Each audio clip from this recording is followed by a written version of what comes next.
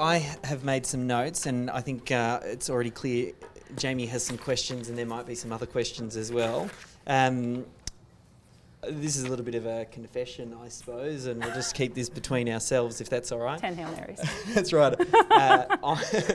So I'm a visionary. I have trouble saying that. I even talked to Melissa about, can I name it something else? And what did I come up with? Shaper. I said, that is so crap. Yeah, so I am a visionary. I think what I'm very good at, I'm able to go into the future in my head. I can see what something looks like when it's done. So I will think about it, and I'm very, very good at visualising what the end product needs to look like. It's, down to the point where I've got detailed maps and I'll rework things. And then I come back to the moment, and then it's trying to actually get that done. Now, I'll also change directions as well, because the last thing I need is another good idea. I have lots of good ideas. So oftentimes, if I'll come up with these ideas, then I'll chat with Melissa. Previously, before Melissa took the role and ran Melbourne SEO services, some of the team would feel like, hey, we're running in this direction, then I would come up with this great idea, and then it would feel like we're heading in the opposite direction. So it was really jarring for the team, kind of like, what exactly are we doing here? So Melissa's become really important, becoming that filter to be able to feed it through to the team to make sure that they don't feel like we're chopping and changing direction. So I'll come up with that idea, I'll get a clear picture of what the future looks like, share that with Melissa so she understands what we're trying to do and how to achieve it, and then I'll be able to add my magic in. Melissa manages to get the systems in place to give me enough space so then I can come up with the really good ideas. Like, when I was stuck in the operations, I couldn't.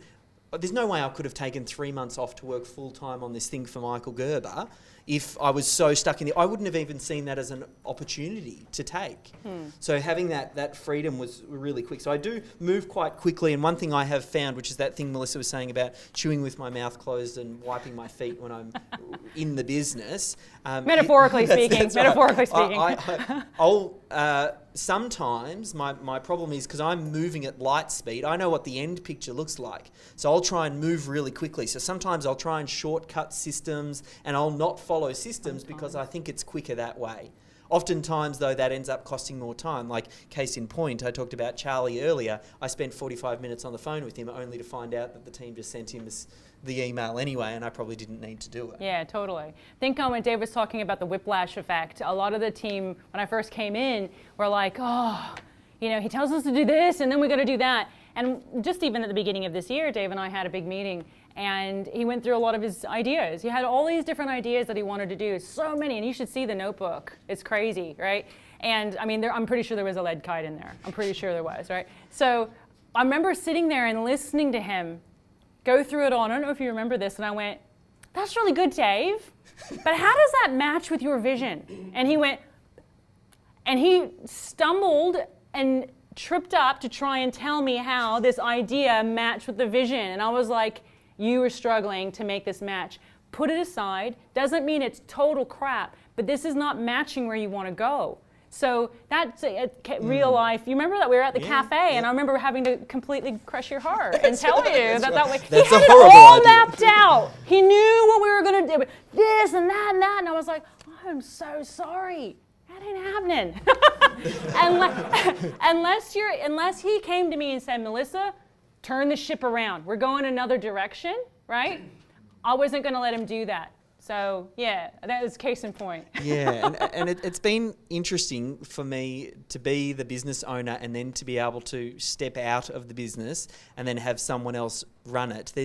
That was probably one of the hardest steps because of that micromanaging tendency, the wanting to hold over everything, ensure that things were delivered to a certain standard. I have a clear picture of the way things should be delivered, so it was very hard for me. And that oftentimes came across to the team, and probably still does, as micromanagement. Where Doesn't come across that way. It's micromanagement. So I'll be micromanaging the team. And there has to be a point where you let go. As far as the running of the business for Melbourne SEO services, the buck stops with Melissa.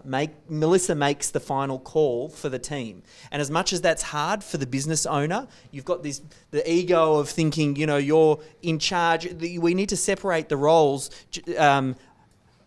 being the business owner and the visionary and then the integrator, they're different roles. Just because I own the business doesn't give me any more right to come in and not follow the rules or change the direction or anything like that. Melissa's the CEO, so she runs the company. So if a final call has to be made, I have to go, well, you're running that ship. If I took that power away and then tried to undermine it, which I have done in the past earlier on, and Melissa sees me do it sometimes with the department heads, where I'll go, no, we're going to do it this way. I need to challenge, but I also need to make sure that Melissa gets that final call. Otherwise, I'm going to undermine it and she can go, well, you're not going to let me get there the way I think we need to get there anyway. And this is part of the issue that the gentleman had before, right, is about dealing directly with the business owner.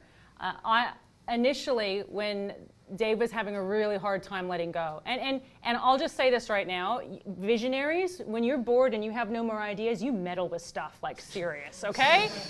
You mess up stuff big time in your business.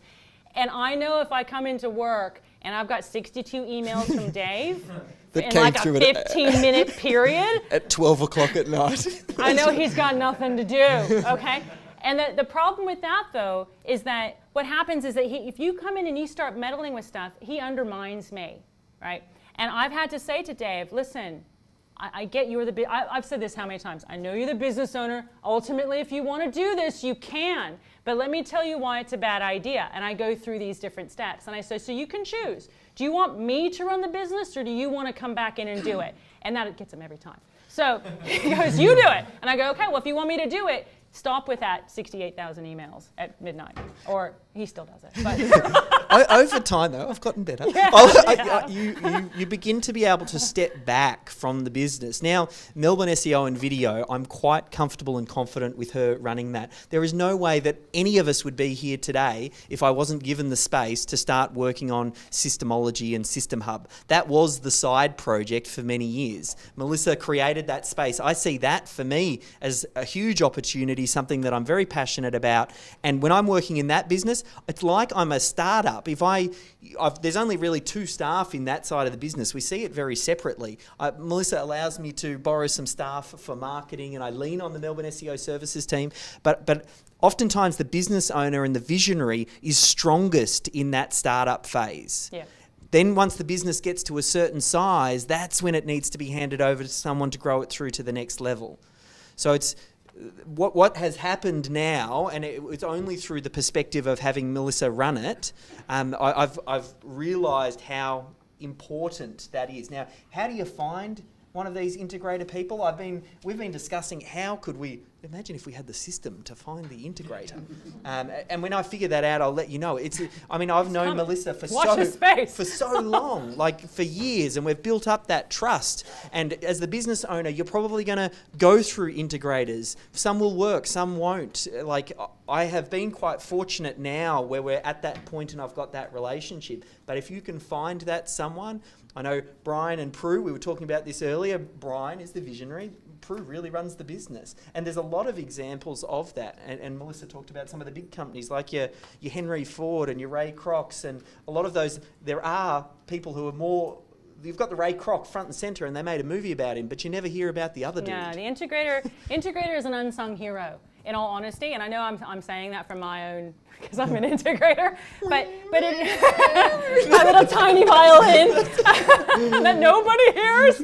But it's true. The reason why is because the visionary is the one that's out there. You're out there kind of marketing themselves and explaining the business, and the integrator is the one that gets the kickback from the team. You're the one that delivers the hard message. You're the one that has to oversee everything. You're the one that deals with the stuff that hits the fan, right? Whereas the business owner's out there going, whee, here's all my great ideas, and they come back, and an integrator needs to be able to has to be able to deal with that. And the radical transparency that you have to have when you form that kind of relationship is amazing. It's not a personal attack on Dave when I tell him to get off it, right? It's not. I said, we've got a business goal. If you want to follow it, you need to back up. Let's talk about this. I'm not always right. I'm right a lot of the time, but not always right. I don't always understand things perfectly. I don't always get it right. But it's that transparency and that honesty that's really going to build your business. And it's important that you take the time and be brave enough to say what you really, really think, as opposed to dancing around what you'd like to say, but you're not going to say. An integrator doesn't communicate. How many times have I said, Dave, just tell me what you said. No, just tell me what you want to do. Don't ask me in questions. Don't go, what do you think is this may be a good idea? Don't say that. Tell me.